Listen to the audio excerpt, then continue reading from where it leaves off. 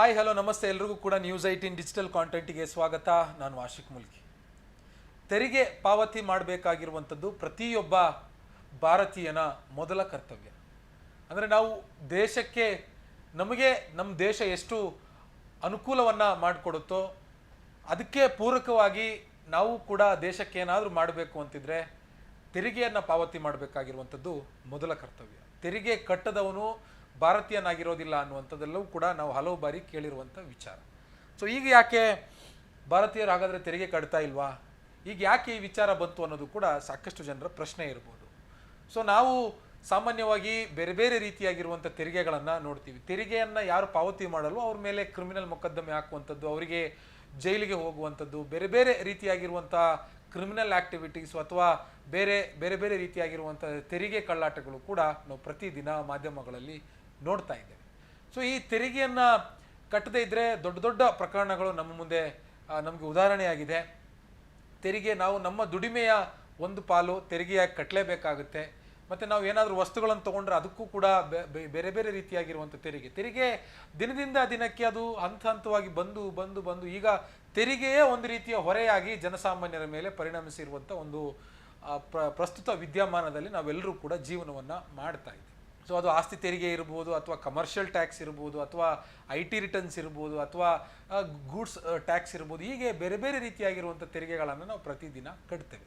So ಈಗ ಈ ತೆರಿಗೆ ಯಾಕೆ ಮುಖ್ಯ ಆಗುತ್ತೆ ಅಂತಂದರೆ, ವಿಚಾರ ಯಾಕೆ ಬಂತು ಅಂತಂದರೆ, ನಾವು ತೆರಿಗೆ ಕಟ್ಟಿಲ್ಲ ಅಂತಂದರೆ, ಅಂದರೆ ಜನಸಾಮಾನ್ಯರಾದ ನಾವು ತೆರಿಗೆ ಕಟ್ಟಿಲ್ಲ ಅಂತಂದರೆ ನಮ್ಮ ಆಸ್ತಿಗಳನ್ನು ಮುಟ್ಟುಗೋಲು ಹಾಕುವಂಥದ್ದು, ಫ್ರೀಸ್ ಬ್ಯಾಂಕ್ ಅಕೌಂಟ್ಗಳನ್ನು ಫ್ರೀಸ್ ಮಾಡೋದು, ಈ ರೀತಿಯಾಗಿರೋ ಕ್ರಿಮಿನಲ್ ಮೊಕದ್ದಮೆ ಹಾಕೋದು, ಜೈಲಿಗೆ ಹಾಕೋದು, ಇದೆಲ್ಲವನ್ನು ಕೂಡ ಸರ್ಕಾರ ಮಾಡುತ್ತೆ. ಪೊಲೀಸ್ ಇಲಾಖೆ ಮೂಲಕ ಅಥವಾ ವಿವಿಧ ಏಜೆನ್ಸಿಗಳ ಮೂಲಕವಾಗಿ ಮಾಡುತ್ತೆ. ಅದು ಕಾನೂನಿನ ಅಡಿಯಲ್ಲಿ ಬರುವಂಥ ಪ್ರಕ್ರಿಯೆ. ಅದರಲ್ಲಿ ಯಾವ ಸಮಸ್ಯೆನೂ ಇಲ್ಲ. ಯಾರೆಲ್ಲ ತೆರಿಗೆ ಕಟ್ಟಲು ಅವ್ರ ಮೇಲೆ ಒಂದು ರೀತಿಯ ಕ್ರಮ ಆಗಲೇಬೇಕು ಅನ್ನುವಂಥದ್ದು ನಮ್ಮದು ಕೂಡ ಆಶಯ. ಆದರೆ ಈ ಕಾನೂನುಗಳು, ಈ ಕಟ್ಟಳೆಗಳು ಕೇವಲ ಜನಸಾಮಾನ್ಯರಿಗೆ ಮಾತ್ರ ಸೀಮಿತನಾ ಅನ್ನುವಂಥ ಒಂದು ಪ್ರಶ್ನೆ ನಾವು ಕೇಳಲೇಬೇಕಾಗುತ್ತೆ ನಮ್ಮ ಸರ್ಕಾರಕ್ಕೆ. ಯಾಕೆ ಅಂತಂದರೆ, ಬೆಂಗಳೂರಿನಲ್ಲಿ ಆಸ್ತಿ ತೆರಿಗೆ ಕಟ್ಟಿಲ್ಲ ಅಂತ ಗ್ರೇಟರ್ ಬೆಂಗಳೂರು ಪ್ರಾಧಿಕಾರದ 5 ನಗರ ಪಾಲಿಕೆ ಅಧಿಕಾರಿಗಳು ಏನು ಮಾಡ್ತಾ ಇದ್ದಾರೆ ಕಳೆದ ಒಂದು 20-25 ದಿನದಿಂದ ಅಂತಂದರೆ, ಆಸ್ತಿ ತೆರಿಗೆ ಯಾರು ಬಾಕಿ ಉಳಿಸ್ಕೊಂಡಿರ್ತಾರೋ ಅವರ ಆಸ್ತಿಗಳನ್ನು ಹರಾಜಿಗೆ ಹಾಕೋದು, ಅಲ್ಲಿಂದ ಬರುವಂಥ ದುಡ್ಡನ್ನು ರಿಕವರಿ ಮಾಡಿಕೊಂಡು ಅವರ ಆಸ್ತಿ ತೆರಿಗೆ ಪಾಲು ಎಷ್ಟಿದೆ ಅಷ್ಟು ತಗೊಂಡು ಉಳಿದಿದ್ದನ್ನೆಲ್ಲ ಆಸ್ತಿ ಮಾಲೀಕರಿಗೆ ಕೊಡುವಂಥ ಕೆಲಸವನ್ನು ಗ್ರೇಟರ್ ಬೆಂಗಳೂರು ಪಾಲಿಕೆಯ ಅಧಿಕಾರಿಗಳು ಮಾಡ್ತಾ ಇದ್ದಾರೆ. ಸೊ ಹಾಗಿದ್ರೆ ಬೆಂಗಳೂರಿನಲ್ಲಿ ಸರ್ಕಾರಿ ಕಚೇರಿಗಳು, ವಿವಿಧ ಸರ್ಕಾರದ ಇಲಾಖೆಗಳು ತೆರಿಗೆನೇ ಕಟ್ಟಿಲ್ವಲ್ಲ, ಏನು ಮಾಡಬೇಕು ಹಾಗಾದರೆ ಅನ್ನುವಂಥದ್ದು ಪ್ರಶ್ನೆಯನ್ನು ಈಗ ಜನಸಾಮಾನ್ಯರು ಕೇಳ್ತಾ ಇರುವಂಥದ್ದು. ಸೊ ಈ ಪ್ರಶ್ನೆಗೆ ಪೂರಕವಾಗಿರುವಂಥ ಒಂದಿಷ್ಟು ಮಾಹಿತಿಗಳನ್ನು ನಿಮಗೆ ನಾನು ಹಂಚ್ತಾ ಹೋಗ್ತೀನಿ.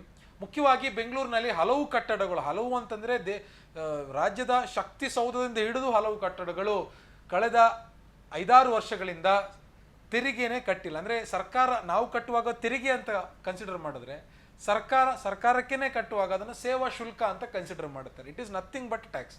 ಎರಡೂ ಕೂಡ ಒಂದೇ. ಆಸ್ತಿ ತೆರಿಗೆ ಇವರು ಕಟ್ಟಿದ್ರೆ ಅವರು ಸೇವಾ ಶುಲ್ಕ ಅಂತ ಕಟ್ಟಬೇಕಾಗುತ್ತೆ.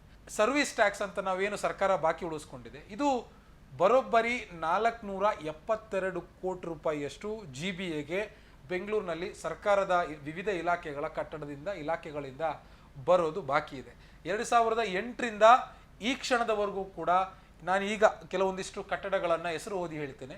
ಇವರು ಯಾರೂ ಕೂಡ ಸರ್ಕಾರಕ್ಕೆ ನಯಾ ಪೈಸೆ, 1 ರೂಪಾಯಿ ಅಲ್ಲ, ನಯಾ ಪೈಸೆಯಷ್ಟು ಸೇವಾ ಶುಲ್ಕವನ್ನು ಅಂದರೆ ಸರ್ವಿಸ್ ಟ್ಯಾಕ್ಸನ್ನು ಪಾವತಿ ಮಾಡಿಲ್ಲ. ಸೊ ಈ ಕಾರಣಕ್ಕಾಗಿ ಗ್ರೇಟರ್ ಬೆಂಗಳೂರು ಪ್ರಾಧಿಕಾರದ ಬೊಕ್ಕಸಕ್ಕೆ ಬರೋಬ್ಬರಿ 1 ಅಲ್ಲ 2 ಅಲ್ಲ 3 ಅಲ್ಲ 472 ಕೋಟಿ ರೂಪಾಯಿಯಷ್ಟು ಸೇವಾ ಶುಲ್ಕ ಅಂದರೆ ಸರ್ವಿಸ್ ಟ್ಯಾಕ್ಸ್ ಬರೋದು ಬಾಕಿ ಇದೆ.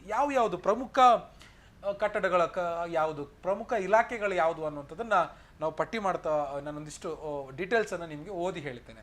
ಮುಖ್ಯವಾಗಿ ವಿಧಾನಸೌಧ ಕಳೆದ 2008ರಿಂದ 2016ರವರೆಗೆ ಹೆಚ್ಚು ಕಮ್ಮಿ 18 ವರ್ಷಗಳ ಕಾಲ ತೆರಿಗೆಯನ್ನು, ಸೇವಾ ಶುಲ್ಕವನ್ನು ಪಾವತಿ ಮಾಡಿಲ್ಲ. 2,18,28,345 ರೂಪಾಯಿ GBAಗೆ ವಿಧಾನಸೌಧದಿಂದ ಬರೋದು ಬಾಕಿ ಇದೆ. ವಿಕಾಸಸೌಧ ಕೂಡ ಕಟ್ಟಿಲ್ಲ. 4,28,28,393 ರೂಪಾಯಿ ಟ್ಯಾಕ್ಸ್ ಕಟ್ಟೋದು ಬಾಕಿ ಇದೆ. ಅದರ ಪಕ್ಕದಲ್ಲಿ ಒಂದು MS ಬಿಲ್ಡಿಂಗ್ ಬಹುಮಹಡಿ ಕಟ್ಟಡ ಇದೆಯಲ್ಲ, ಅವರು ಕೂಡ 3,38,65,524 ರೂಪಾಯಿ ಪಾವತಿ ಮಾಡೋದು ಬಾಕಿ ಇದೆ. ಮತ್ತು ಕೆ ಗೆಸ್ಟ್ ಹೌಸ್ ಅಂತ ನಾವೇನು ಕರಿತೀವಿ, CM ಸಿದ್ದರಾಮಯ್ಯನವರ ಸರ್ಕಾರಿ ಕಚೇರಿಯ ಬಳಿನೇ ಇದೆ ಕುಮಾರ ಕೃಪಾ ಅತಿಥಿ ಬಿಲ್ಡಿಂಗ್ ಏನಿದೆ, ಆ ಕೆ ಗೆಸ್ಟ್ ಹೌಸ್ ಕೂಡ 3,01,00,000 ಬಾಕಿ ಉಳಿಸ್ಕೊಂಡಿದೆ. ಮತ್ತು ರಾಜ್ಯಪಾಲರ ರಾಜಭವನ 1,89,00,000 ಬಾಕಿ ಉಳಿಸ್ಕೊಂಡಿದೆ. ವಿಧಾನಸೌಧದ ಕ್ಯಾಂಟೀನ್ ಸಪ್ರೇಟ್ ಆಗಿ ತೆರಿಗೆ ಪಾವತಿ ಮಾಡಬೇಕಾಗುತ್ತೆ, ಯಾಕೆಂದ್ರೆ ಅದೊಂದು ರೀತಿಯ ಕಮರ್ಷಿಯಲ್ ಆಕ್ಟಿವಿಟಿ ನಡೆಯುವಂಥ ಜಾಗ. ಅಲ್ಲಿಂದ GBAಗೆ 7,40,506 ತೆರಿಗೆ ಪಾವತಿ ಆಗೋದು ಬಾಕಿ ಇದೆ. ಜೊತೆಗೆ ವಿಕಾಸಸೌಧದ ಕ್ಯಾಂಟೀನಿಂದನೂ ಕೂಡ 17,65,698 ಸರ್ಕಾರಕ್ಕೆ ಬಾಕಿ ಇದೆ. ಇದು ನಾನು ಹೇಳಿರುವಂಥದ್ದು ಕೆಲವು ಪ್ರಮುಖ ಸರ್ಕಾರಿ ಕಟ್ಟಡಗಳದ್ದು ಮಾತ್ರ. ಒಟ್ಟಾರೆ ಬೆಂಗಳೂರಿನಲ್ಲಿ ರಾಜ್ಯ ಮತ್ತು ಕೇಂದ್ರ ಸರ್ಕಾರಕ್ಕೆ ಸೇರಿರುವಂತಹ ಕಟ್ಟಡಗಳಿಂದ, ಇಲಾಖೆಗಳಿಂದ 472 ಕೋಟಿ ರೂಪಾಯಿ ಸೇವಾ ಶುಲ್ಕ ಅಂದರೆ ಸರ್ವಿಸ್ ಟ್ಯಾಕ್ಸ್ ಬರೋದು ಬಾಕಿ ಇದೆ. ಇದ್ಯಾಕಪ್ಪ ಈ ನ್ಯಾಯ ಅನ್ನುವಂಥದ್ದು ಸಾರ್ವಜನಿಕರು ಕೇಳ್ತಾ ಇರುವಂಥ ಪ್ರಶ್ನೆ. ನಾವು 1 ವರ್ಷ ತೆರಿಗೆ ಕಟ್ಟೋದು ಲೇಟ್ ಆದರೆ ಅದಕ್ಕೆ ದಂಡ ಹಾಕ್ತೀರಿ, 2 ವರ್ಷ ನೋಡ್ತೀರಿ, 3ನೇ ವರ್ಷಕ್ಕೆ ನಮ್ಮ ಆಸ್ತಿಗಳನ್ನು ಹರಾಜು ಹಾಕ್ತೀರಿ, ಸೀಜರ್ ಮಾಡಿ ನೀವು ಹರಾಜು ಪ್ರಕ್ರಿಯೆಗೆ ಇಡ್ತೀರಿ. ಯಾರೋ ಬರ್ತಾರೆ, ಕಡಿಮೆ ಬೆಲೆಗೆ ಒಳ್ಳೆ ಪ್ರಾಪರ್ಟಿಗಳನ್ನು ತೆಗೆದುಕೊಂಡು ಹೋಗ್ತಾರೆ. ನಾವು ಕಷ್ಟಪಟ್ಟು ದುಡಿದಿರುವಂಥ ದುಡಿಮೆ ಹಣವನ್ನು ಇನ್ವೆಸ್ಟ್ ಮಾಡಿ ನಮ್ಮ ಜಮೀನೋ ಅಥವಾ ಅಲ್ಲೊಂದು ಮನೆನೋ ಕಟ್ಟಿದರೆ ಅದಕ್ಕೆ ಬೆಲೆ ಇಲ್ಲ ಸ್ವಾಮಿ, ನೀವು ಕಟ್ಟಿದ್ರೆ ನಿಮ್ಮ ಪ್ರಾಪರ್ಟಿಗಳಿಗೆ ಮಾತ್ರ ಬೆಲೆನಾ ಅನ್ನುವಂಥ ಒಂದು ಪ್ರಶ್ನೆಯನ್ನು ಸಾರ್ವಜನಿಕರು ಕಳೆದ ಕೆಲವು ದಿನಗಳಿಂದ ಕೇಳ್ತಾ ಇರುವಂಥದ್ದು. ನಾವು ಪ್ರತಿದಿನ ಸುದ್ದಿಗಳನ್ನು ಹುಡುಕ್ತಾ, ಸುದ್ದಿಗಳನ್ನು ಮಾಡ್ತಾ, ಜನರ ಜೊತೆಗೆ ಜನರ ಹತ್ರಕ್ಕೆ ಹೋದಂಥ ಸಂದರ್ಭದಲ್ಲಿ ಈ ರೀತಿಯ ಪ್ರಶ್ನೆಗಳನ್ನು ಜನರು ನಮಗೆ ಕೇಳ್ತಾ ಇರುವಂಥದ್ದು ನಿಜಕ್ಕೂ ವ್ಯಾಲಿಡ್ ಆಗಿರುವಂಥ ಪ್ರಶ್ನೆ. ಆ ಕಾರಣಕ್ಕೆ ಇದನ್ನು ನಿಮ್ಮ ಮುಂದೆನೂ ಕೂಡ ಹೇಳಬೇಕು, ಒಂದು ವಿಡಿಯೋ ಮಾಡಿ ಡಿಜಿಟಲ್ ಮಾಡಿ ಅನ್ನುವಂಥ ಕಾರಣಕ್ಕಾಗಿ ಹೇಳ್ತಾ ಇದ್ದೇನೆ.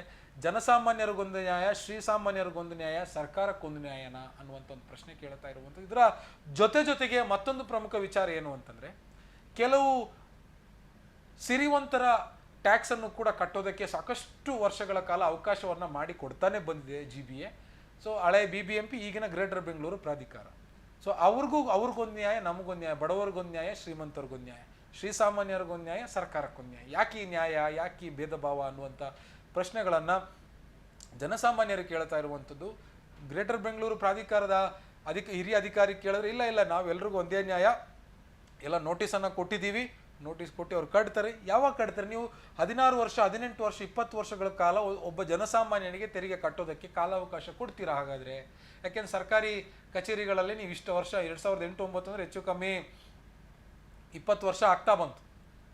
ಈ 20 ವರ್ಷದಲ್ಲಿ ನೀವು ಅವರಿಗೆ ಕಾಲಾವಕಾಶವನ್ನು ಕೊಟ್ಟಿದ್ದೀರಿ, ಜನಸಾಮಾನ್ಯರಿಗೆ 20 ವರ್ಷ ಕಾಲಾವಕಾಶನ ಕೊಡ್ತೀರಾ ಅನ್ನುವಂಥ ಪ್ರಶ್ನೆಯನ್ನು ಅಧಿಕಾರಿಗಳಿಗೆ ಕೇಳಿದಂಥ ಸಂದರ್ಭದಲ್ಲಿ ಬೆಬ್ಬೆ ಅಂತ ಉತ್ತರ ಕೊಡ್ತಾರೆ. ಅದಲ್ಲ, ಹಂಗಲ್ಲ ಹಿಂಗೆ, ಅದು ಹಿಂಗಲ್ಲ ಹಂಗೆ ಅಂತ ಕುಂಟು ನೆಪಗಳನ್ನು ಹೇಳ್ತಾ ಅವರ ಕೆಲಸಗಳನ್ನು ಅಥವಾ ಅವರ ಸರ್ಕಾರವನ್ನು ಅಧಿಕಾರಿಗಳು ಸಮರ್ಥಿಸಿಕೊಳ್ಳುವಂಥ ಕೆಲಸವನ್ನು ಮಾಡ್ತಾ ಇದೆ. ನಿಜಕ್ಕೂ ನಾಚಿಕೆಗೇಡಿನ ಸಂಗತಿ. ಇಲ್ಲಿ ನ್ಯಾಯ ಒಂದೇ ಆಗಿರಬೇಕು, ಜನಸಾಮಾನ್ಯರಿಗೂ ಒಂದೇ ಆಗಿರಬೇಕು, ಸರ್ಕಾರಕ್ಕೂ ಕೂಡ, ಆಳುವ ವರ್ಗಕ್ಕೂ ಕೂಡ ಒಂದೇ ಆಗಿರಬೇಕು. ವಿಧಾನಸೌಧದ ಮುಂದೆ ಆ ಒಂದು ಕಲ್ಲಿನಲ್ಲಿ ಕೆತ್ತಿಡಿದ ಸರ್ಕಾರದ ಕೆಲಸ ದೇವರ ಕೆಲಸ ಅಂತ, ಅದು ಕೇವಲ ಮಾತಿನಲ್ಲಿರಬಾರ್ದು, ಅದು ಕೃತಿಯಲ್ಲೂ ಕೂಡ ಬರಬೇಕು, ಪ್ರವೃತ್ತಿಯಲ್ಲೂ ಕೂಡ ಕಾಣಬೇಕು ಅನ್ನುವಂಥ ಒಂದು ಆಶಾಭಾವನೆ ನಮ್ಮೆಲ್ಲರದ್ದು ಕೂಡ ಆಗಿರುವಂಥದ್ದು. ನಿರ್ಭೀತ, ನಿಷ್ಪಕ್ಷಪಾತ, ವಿಶ್ವಾಸಾರ್ಹ ಸುದ್ದಿಗಳಿಗೆ ಮತ್ತೊಂದು ಹೆಸರಾಗಿರುವಂತ ನ್ಯೂಸ್ 18 ಕನ್ನಡ ಈಗ ಆಪ್ನಲ್ಲೂ ಲಭ್ಯವಿದೆ. ದಯವಿಟ್ಟು ಇಲ್ಲಿರುವ QR ಕೋಡ್ ಅನ್ನ ಸ್ಕ್ಯಾನ್ ಮಾಡಿಕೊಂಡು ಆಪ್ ಅನ್ನ ಡೌನ್ಲೋಡ್ ಮಾಡೋದಕ್ಕೆ ಮರಿಬೇಡಿ. ನಿಮ್ಮ ಬೆಂಬಲ ಹೀಗೆ ಸದಾ ನಮ್ಮೊಂದಿಗಿರಲಿ. ಧನ್ಯವಾದ.